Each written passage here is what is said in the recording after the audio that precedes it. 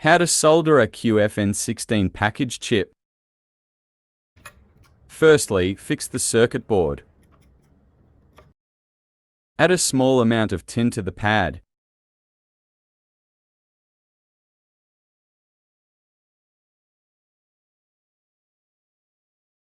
Looks like a little too much solder was added here. Clean it with solder wick.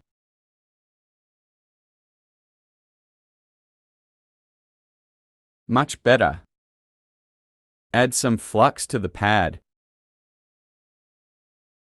Preheat the pad. Place the QFN16 on it. Hot air heats and melts the tin.